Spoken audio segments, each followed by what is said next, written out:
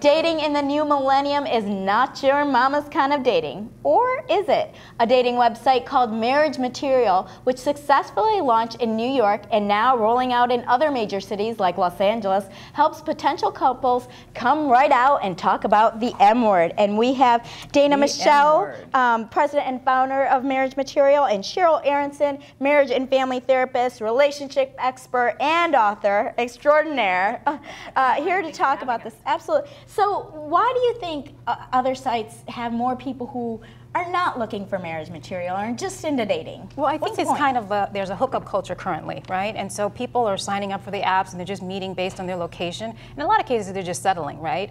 But this is a site for people who are really willing to put a stake in the ground and are looking for a committed relationship. And we find that, you know, men are very clear when they're looking for marriage, but women tend to hesitate about putting it out there because they don't want to seem too aggressive.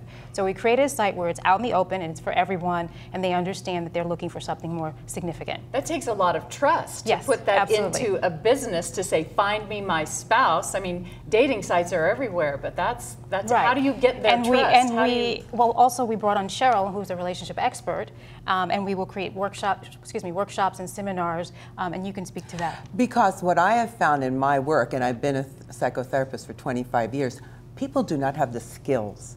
People are not educated about having a relationship. Right. People think, we fall in love, it's going to work. No, it does not. I've been married 15 years. It's hard really to get it out. difficult. And so we want to set people up for success, whether you are dating and looking for something significant, or you find someone and help them navigate those challenging waters. Are there guaranteed steps you should take and you will find someone?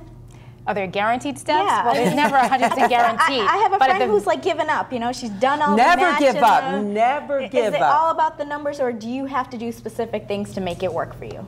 Well, there's a couple things. First thing is you need to date someone who's on the same page as you, right? Yes. So if you're looking for a committed relationship and the person wants to keep it casual, then clearly that person's not marriage material. Cross purposes from the Exactly, but we do it on a regular basis, so you have to keep that in mind. And then you have to figure out what your must-haves and your nice-to-haves are, and they're not always the same. Mm-hmm. I know in my 20s I had a certain list, and now that I'm older, the list is not exactly 6'3". Exactly. Now he can be 6'2". Yes, exactly. And then there's your deal breakers, and you need to be true to that, right? You need to be true to yourself, because at your core, you know what you're looking for, or what you can't deal with. And so I recommend that everyone, you know, nice-to-haves, must-haves, and deal breakers. But you have to understand something. Okay, so I find someone I want to marry. Now, how do I keep that marriage alive, healthy? And happy. And happy. And I'm telling you, it is so hard. So again, it's about education. It's about skill development, that we really need to have that.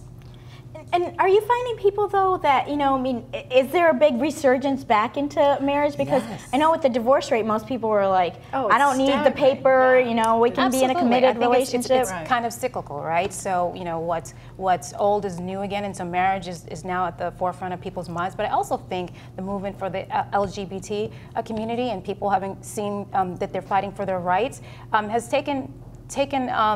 has allowed people to kind of take a step back and kind of realize that marriage is important, it's different, and it means something, and it's significant. And now Brangelina did it, so we should all do it, right? And it's interesting, why did they do it after living together for so many years? It's because it means something, it's significant. When you get married, people say, yes, it does change things, but it can change things for the better. As a matter of fact, she's in Vanity Fair this month, and she says they've been together 9 years, but it's different now that they've made that commitment. It's much better. I will say for me, day one of marriage, all of a sudden, you know, first you're like planning for the next month, or, you know, now all of a sudden we were planning the next 5 years, it's long term. It's But here's how we're going to be different than any other, because now we're going to have a therapist, we're going to have seminars and skills. You're going to help us out and handhold. Yes, Thank exactly. you so much for being here. This is a great site, and LA really needs it, doesn't it, Lola? Yes. Yes. Dating has changed.